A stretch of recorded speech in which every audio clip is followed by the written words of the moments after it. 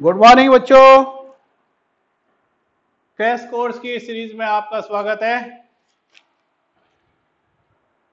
ये crash course इस seat के अंदर मैंने यूनिट 1, यूनिट 2 और यूनिट 3 तीनों के क्वेश्चन डाले हैं। बहुत बेसिक क्वेश्चन है जो आपको पता होने चाहिए, है ना। तो आइए इसको करते हैं। तो पहला क्वेश्चन है, आवेश संरक्षण का नियम स्पष्ट करो।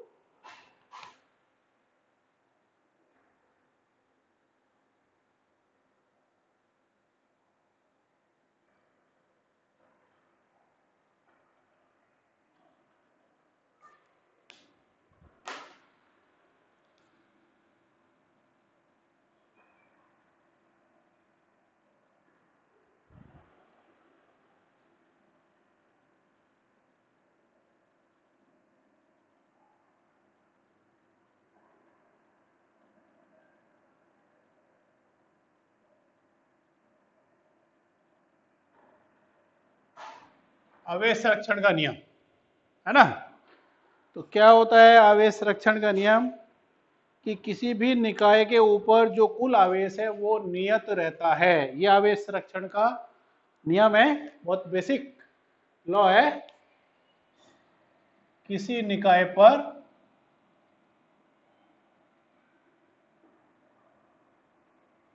कुल आवेश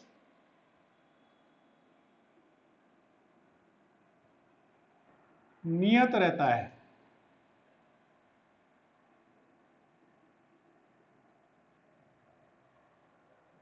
जैसे कोई कांच की रोड है हमारे पास, कांच की छड़ है और इसको हम रगड़ते हैं रेशम के ऊपर, ठीक है ना। तो जब कांच की छड़ को रेशम के साथ रगड़ते हैं तो इसके ऊपर पॉजिटिव चार्ज आता है, क्योंकि इसमें से कुछ इलेक्ट्रॉन इसके ऊपर ट्रांसफर होते हैं। तो इसके ऊपर पॉजिटिव चार्ज आ गया और रेशम का जो कपड़ा है, सिल्क क्लॉथ, इसके ऊपर कैसा आ गया? Negative charge. लेकिन ये जो टोटल चार्ज है इस पूरे सिस्टम के ऊपर, वो क्या है? हमेशा नियत रहता है, कांस्टेंट रहता है। शुरू में भी जीरो था रगड़ने से पहले और रगड़ने के बाद भी जीरो है ना।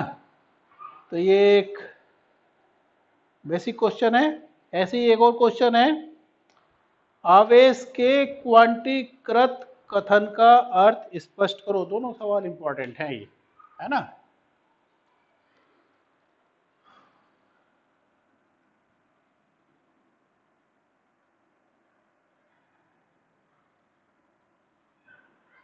छोटे छोटे क्वेश्चन है, बहुत बेसिक क्वेश्चन है, आपको पता होने चाहिए। Quantization of charge.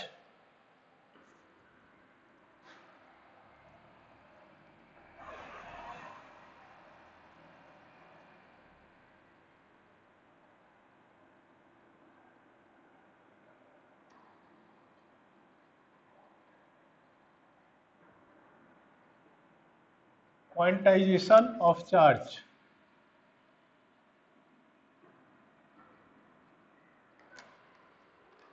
इसका क्या मतलब है? कि किसी भी चालक के ऊपर जो कुल आवेश होता है वो इलेक्ट्रॉन के आवेश का पूर्ण गुणज होता है। किसी चालक पर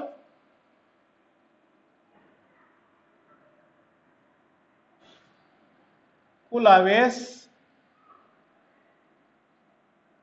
किसी चालक पर कुल आवेश इलेक्ट्रॉन के आवेश का पूर्ण गुणज होता है, ठीक है ना।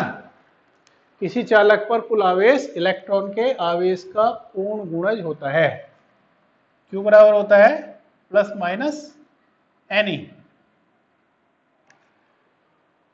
तो अगर किसी चालक के ऊपर इलेक्ट्रॉनों की अधिकता है तो उसके ऊपर नेगेटिव चार्ज होगा, किसी चालक के ऊपर इलेक्ट्रॉनों की कमी है तो उसके ऊपर पॉजिटिव चार्ज होगा। तो इस तरीके से होता है।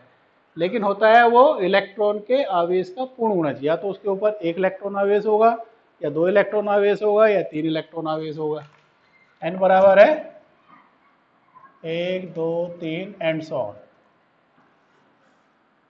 ठीक है ना।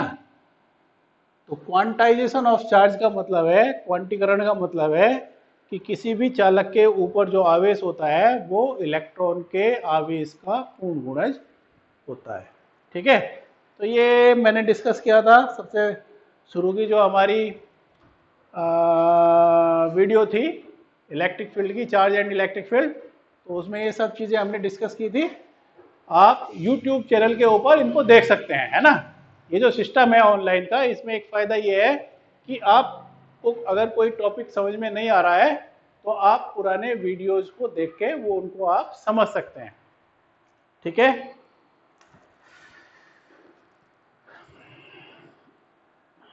चलिए क्वेश्चन नंबर 3, ये भी बहुत बेसिक क्वेश्चन है। यदि दो आवेशों के बीच की दूरी को आधी कर दें तो दोनों के मध्य वैद्युत बल क्या प्रभाव पड़ेगा।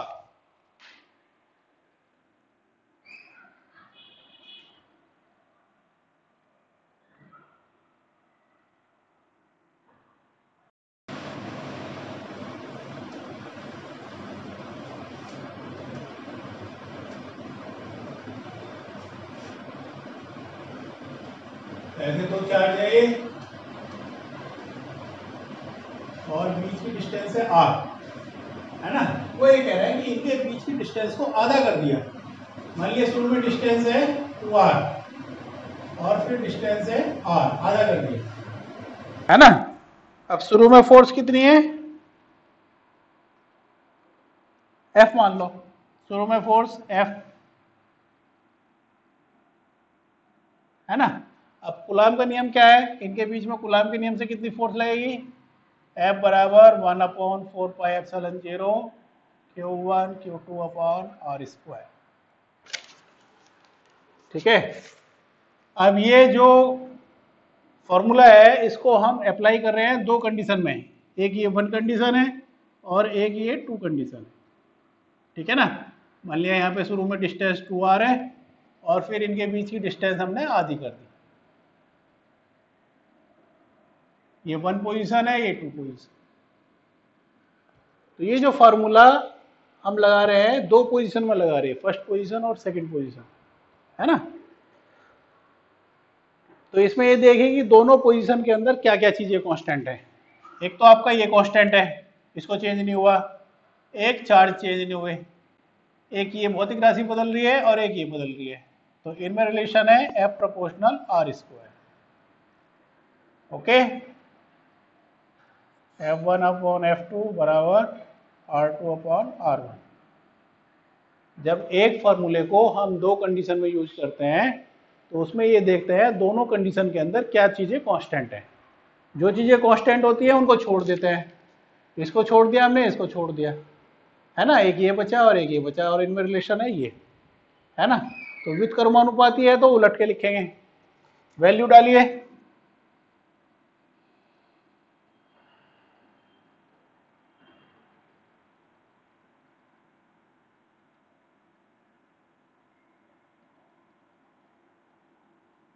तो F2 बराबर हो गया 4F, यानी जो फोर्स है अगर डिस्टेंस को आधा करोगे तो फोर्स कितना हो जाएगी, 4 गुना,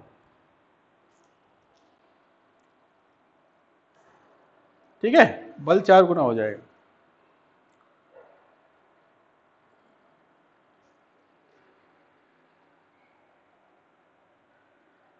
ओके।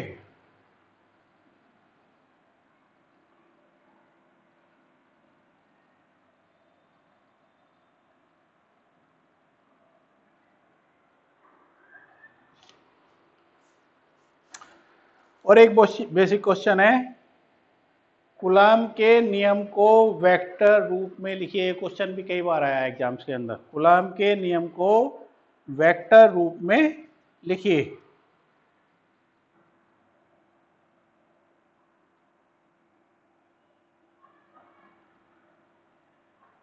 तो कूलाम का नियम है F बराबर 1/4πε0 Q1 Q2 upon R square. और इसको वेक्टर रूप में कैसे लिखेंगे,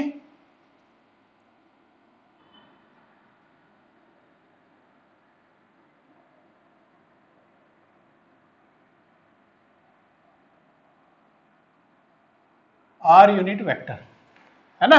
यहाँ पे वेक्टर लगा दिया और यहाँ पे जो है are unit vector,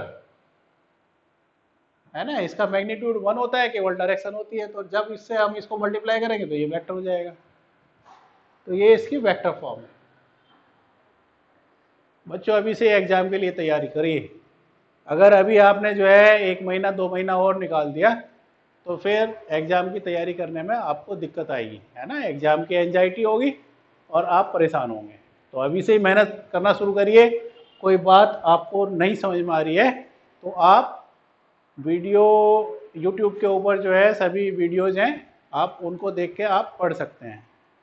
online system का एक फ़ायदा मेरे को ये लगता है कि इसके अंदर जो है टाइम की बाउंडेशन नहीं है। आप कभी भी वीडियो को देख सकते हैं, एक बात। और दूसरा, अगर कोई बात आपको समझ में नहीं आई तो आप उसको दोबारा देख सकते हैं वीडियो को, है ना। अपने टाइम के हिसाब से जब भी आपको सुविधा है आप उसको देख सकते हैं। चलिए, ओके। ये थोड़ा टफ क्वेश्चन है, क्वेश्चन नंबर 5। ये भी अक्सर आता है बोर्ड के अंदर, है ना। और उम्मीद है इस साल भी जो है ये क्वेश्चन आपको एग्जाम में मिल सकता है।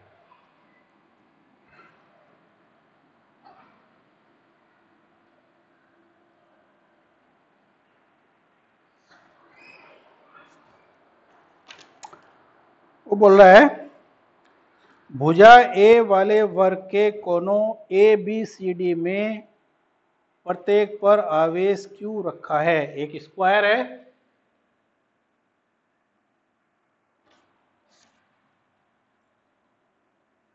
है ना। 2 बार आया ये, 2018 में भी आया ये, 2018।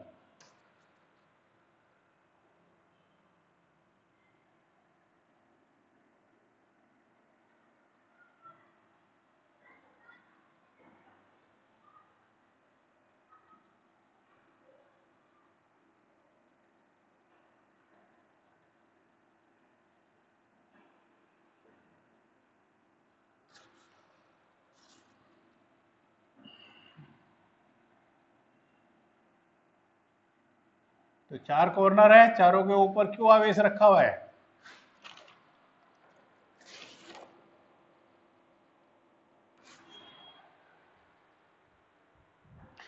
अभी वो बोल रहा है डी पर रखे आवेश पर लगने वाला बल ज्ञात करो। डी के ऊपर जो चार्ज है उसके ऊपर नेट फोर्स बतानी है। ऐसा क्वेश्चन आता है अक्सर, इंपॉर्टेंट टाइप, है ना। ओके।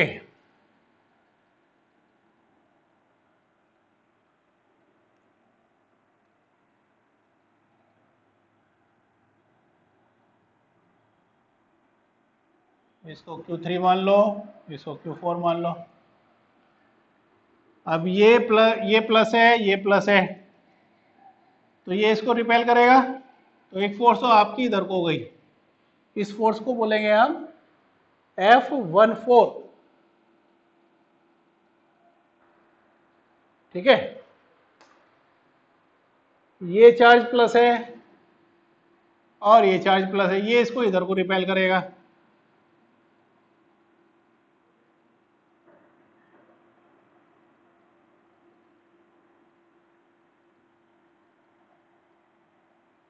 F24,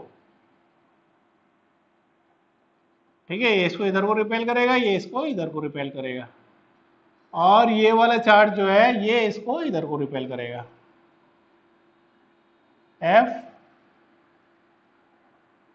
सॉरी, इसको लिखेंगे हम 3-4, इसको लिखेंगे हम 2-4, ठीक है ना। तो ये जो हमारा डी के ऊपर चार्ज रखा हुआ है, इसके ऊपर 3 फोर्सेज वर्क कर रही हैं। ये वाला चार्ज इसको इधर को रिपेल कर रहा है, ये वाला चार्ज इसको इधर को रिपेल कर रहा है, ये वाला चार्ज इसको इधर को रिपेल कर रहा है। ये साइड हमारी ए है, ये साइड हमारी ए है, तो ये साइड हो गई हमारी √2a, है ना। पाइथागोरस प्रमेय से ये पढ़ा होगा आपने।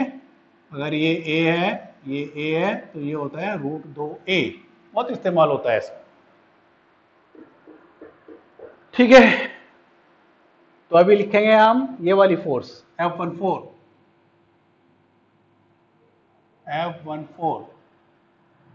ये हो गया 1/4πε0, है ना। तो ये Q है, ये Q है, तो हो गया Q²/A²। कूलॉम का नियम लगा दिया। ये वाला देखिए F24 4πε0 Q²/A²। ये वाली फोर्स देखिए F34, है ना। ये वाली फोर्स देखिए F24 Q²/, और ये डिस्टेंस हो गई √2a, इसको स्क्वायर करोगे तो ये हो गया 2a²।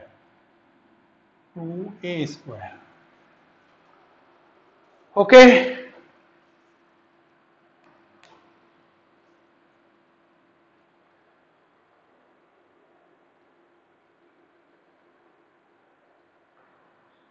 अब ये दोनों फोर्स हमारी जो है परपेंडिकुलर है, ये और ये, तो इनका रिजल्टेंट निकालो, है ना।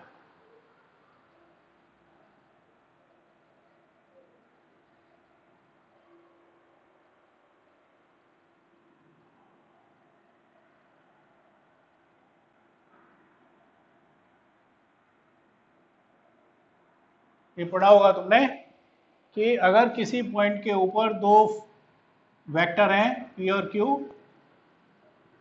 थीटा एंगल के ऊपर, तो इनका रिजल्टेंट होता है R² = P² Q² 2PQ cos theta. इतनी फोर्स, इतना जो है रिजल्टेंट वेक्टर होता है। अब इनके बीच का एंगल 90 डिग्री है ना। तो इस फार्मूले से हो जाएगा R² = P² Q² 2PQ cos 90, है ना। तो ये फैक्टर हमारा 0 हो गया, तो R बराबर हो गया √P² + Q²। इतना हो गया। अब हमारा ये वाला वेक्टर और ये वाला वेक्टर जो है परपेंडिकुलर है, तो इनका रिजल्टेंट वेक्टर निकालो।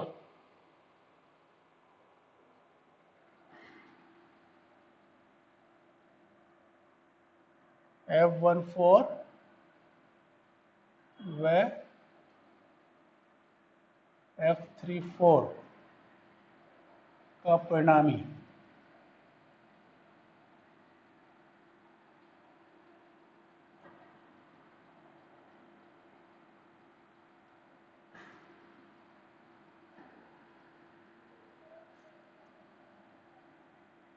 F' बराबर √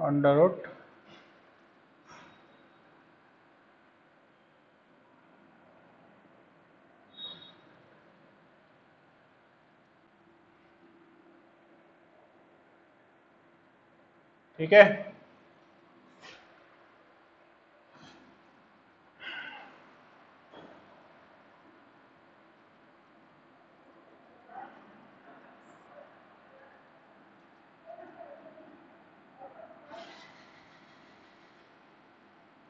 वन अपॉन 4πε0 Q² A² का स्क्वायर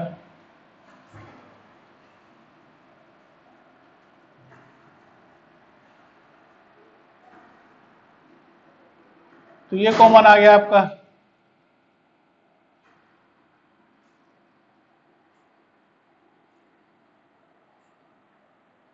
है ना। 1 यहाँ पे बचा और 1 यहाँ पे बचा, तो ये कितना बचा √2,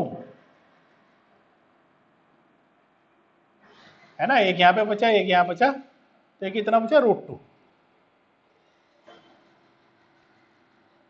तो इसका और इसका रिजल्टेंट जो है कितना है F', ठीक है। अब नेट जो हो जाएगा तुम्हारा एफ नेट कितना हो जाएगा, ये प्लस ये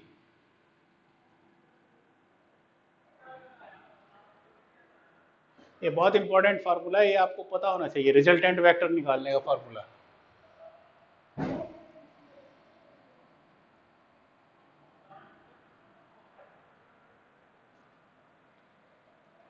एफ नेट बराबर हो गया F24, है ना। इसको हमने कर दिया, एक तो ये बचा F24 प्लस एफ डैश। तो F24 कितना है,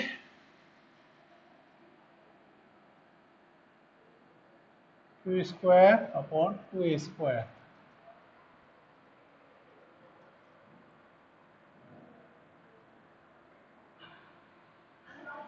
Q square upon a square, root 2। इसमें कॉमन निकालिए, 4πε0 Q square upon a square common आ गया, तो यहाँ तो बचा 1/2 और यहाँ बचा रूट 2।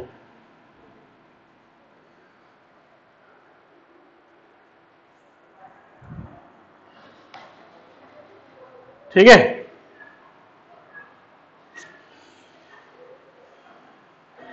इंपॉर्टेंट क्वेश्चन है, एनसीईआरटी का क्वेश्चन है। इस टाइप का क्वेश्चन जो है कई बार आता है, वो बोलेगा कि स्क्वायर के कॉर्नर के ऊपर फोर्स जो है चार्ज रखे हुए हैं, रिजल्टेंट फोर्स नहीं बताओ, या ट्राइंगल के कॉर्नर के ऊपर फोर्स रखी हुई है, उसका रिजल्टेंट वेक्टर बताओ, है ना। तो ये इंपॉर्टेंट है, अच्छा क्वेश्चन है। Got it. चलिए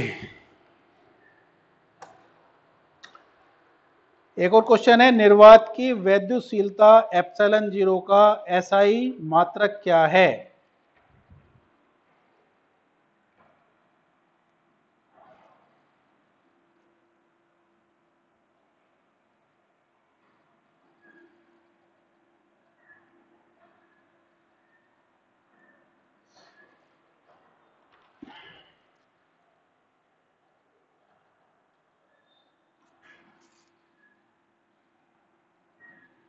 ε0 का मात्रक,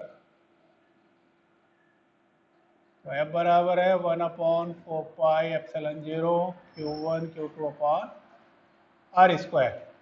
अब ये जो ε0 है इसको तो यहाँ ले जाओ और F को यहाँ ले आओ, तो ε0 हो गया 1/4π F Q1 Q2 upon R square. तो इसका मात्रक हो गया कूलम स्क्वायर प्रति न्यूटन मीटर स्क्वायर। जो मात्रक हैं कभी रटे नहीं जाते हैं, ये हमेशा कैलकुलेट करे जाते हैं फार्मूले से। तो जितनी बढ़िया फार्मूले के ऊपर आपकी पकड़ होगी उतनी जल्दी आप क्वेश्चन को कर लो, है ना। तो मेरी एडवाइस यही है कि फार्मूलों के ऊपर ज़्यादा फोकस रखिए, पहले उनको लर्न करिए, फिर उनके ऊपर जो छोटे छोटे क्वेश्चन है उनको करिए, है ना। जो भी बुक आपके पास हो, एनसीईआरटी की बुक है या कोई भी बुक है, तो उससे करिए, है ना। और एक क्वेश्चन है, किसी वैद्युत रोधी माध्यम का परावर्तनांक क्या हो सकता है। तो जो कुछ अलग माध्यम होते हैं उनके लिए के की वैल्यू हमेशा 1 से ज्यादा होती है ना। मैंने बताया था के बराबर 1 हवा या निर्वात, के ग्रेटर देन 1 कुछ अलग माध्यम, कुछ अलग माध्यम के लिए के की वैल्यू हमेशा 1 से ज्यादा होती है, 1 से कम नहीं होती है ना, ध्यान रखना। के इक्वल टू इन्फिनिटी सुचालक माध्यम, कोई सुचालक माध्यम है उसके लिए के की वैल्यू इन्फिनिटी हो जाती है। तो ये क्वेश्चन एग्जाम्स के अंदर अक्सर आता है कि के की वैल्यू बताओ, पानी के लिए के की वैल्यू बताओ, मोम के लिए के की वैल्यू बताओ, है ना। तो के की वैल्यू हमेशा 1 से ज्यादा होती है, ग्रेटर देन 1, ठीक है। तो ये क्वेश्चन है छोटे छोटे, करिए इनको, है ना। यूनिट 1, 2, 3 तीनों के अंदर से लेने की कोशिश करिए, है ना।